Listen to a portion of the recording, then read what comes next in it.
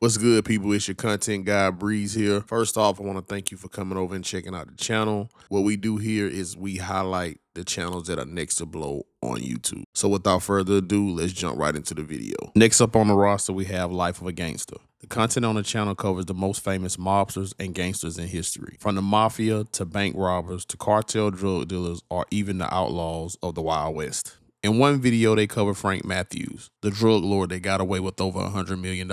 Frank Matthews' story is really an untold story, especially when it comes to the masses. But really, why would Hollywood want to tell a story where the black man got away with all the money at the end? Specifically, a black man that was the head of his empire and totally independent of mafia control. On the channel, they let us know that Frank's life started out in mystery, with conflicting accounts on his upbringing, with a lot of people lying about knowing him just to be in the limelight. As far as the people go that really knew him, they refrain from talking about him. But we do know he was born in Durham, North Carolina on February 13th, 1944. There's little to no information about Matthew's father, and his mother died when he was barely 4 years old. He was raised by his aunt from there on out. Growing up in Durham, Matthews was able to see successful black entrepreneurs, as Durham was home to one of the most prosperous black communities in the country, despite it being in the segregated South. Al Bradley, an author that wrote extensively about Frank's life, thinks that Frank being able to see successful black men in his youth in Durham shaped the man he became tremendously. During the early 60s, Frank left Durham, headed towards New York to make some money. Initially, when Frank moved to New York, he worked as a barber and ran numbers. But once Frank realized how much money the drug dealers were making on the corner, he turned in his barber coat. Frank tried to establish a relationship with the mafia, including the Bonanno family and the Gambino family. But for whatever reason, they turned him down. This minor setback didn't deter Frank. He eventually met a Cuban plug from his ties in the numbers game. Being supplied by the Cuban plug, Frank quickly became a major drug dealer in only a year's time. Frank scaled his business by focusing on getting the purest product he could find. This is what separated him from his competitors and led to him selling his product in 21 different states. It's estimated that Frank made $600,000 a day, and his fortune was up to $300 million that he amassed in only 4 years. Frank held conferences for the elite black drug dealers in the country, one in Atlanta and one in Las Vegas. These meetings were held to discuss improving business operations. These meetings are the reason the authorities started investigating Frank. They checked the license plates of the vehicles at the meeting and figured out who all the attendees were. After a year of investigating, the authorities had enough to arrest Frank. They arrested him at Las Vegas International Airport. Bail for Frank was initially set for $5 million, then reduced to $2.5 million, then down to $325K, which would prove to be a grave mistake. Frank paid the bail and was once again a free man. Frank was to appear back in court on July 2nd, 1973. When Frank pulled a no-show on July 2nd, he was considered a fugitive, and this is when the mystery of Frank's disappearance began. Also on the channel, they cover the godfather of Harlem, Bumpy Johnson. So y'all go check out the great content being produced by Life of a Gangster. Next up on the roster, we have Sports Capital. The content on the channel covers the business side of sports. In one video, they explain how Peyton Manning was able to build a media empire that threatened the status quo of sports broadcasting. Peyton launched his own media company called Omaha Productions in 2020. Peyton and Eli's show, commonly referred to as the Manning Cast, was the first step in solidifying Omaha Productions. The relaxed nature of the show won over the audience with an average of 1.6 million viewers in the first 2 years of its launching. The quick success of the Manning Cast, along with their audience being younger than a traditional NFL broadcast, caused a cultural shift in the broadcasting world. The Manning Cast bridged the gap between players and fans by inviting notable guests such as LeBron James and Tom Brady onto the platform. The success of the Manning Cast forced the industry to reconsider what sports broadcasting could be. If the audience started demanding broadcasts of this style,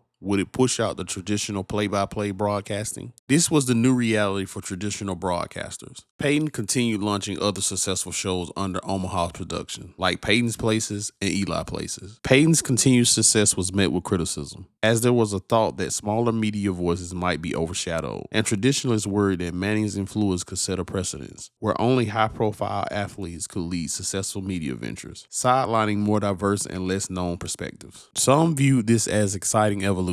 Others viewed it as a threat to the balance of the sports media world. The message has been sent, though. Athletes realize now that they have the power to shape their own stories, and that they could tap in directly with their own audience and create new ways to entertain, birthing a new form of competition for the traditional media company. In another video, they cover the NIL empire Bryce James is building, highlighting the lucrative benefits of him being the son of LeBron James, but also highlighting Bryce's decision to attend college at the University of Arizona. So y'all go check out the great content being produced by Sports Capital. All right, guys, if you like the content, I want you to like and subscribe.